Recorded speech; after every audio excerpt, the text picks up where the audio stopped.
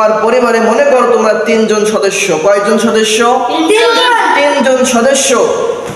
তোমার সন্তান, তোমার স্ত্রী আর তুমি, এই মিলে 3 জন সদস্য তোমার পরিবারের মধ্যে।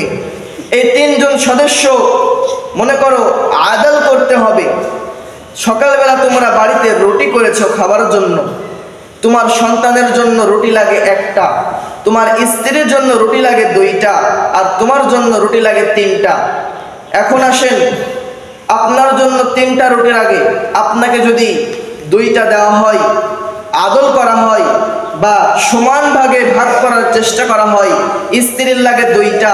এখন স্ত্রীর কথা অনুযায়ী আপনারা যদি সবাই 2টা করে নেন, তাহলে দেখবেন স্বামীর 1টা কম পড়ে যায়, সন্তানের 1টা বেশি হয়ে যায়। কথা কোন ঠিক কিনা?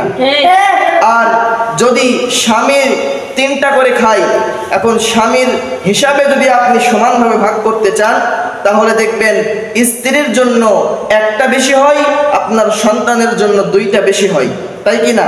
কিন্তু স্বামীর জন্য ঠিক থাকে। আর যদি আপনি সন্তানের অনুযায়ী 1টা করে ভাগ করতে চান, সমান ভাগে ভাগ করতে চান, তাহলে সন্তানের জন্য 1টা রুটি ঠিক আছে, আপনার স্ত্রীর জন্য 1টা কম পড়ে যায়, আপনার জন্য 2টা কম পড়ে যায়। কথা কোন ঠিক কিনা? কিন্তু এটা কিন্তু আদল না।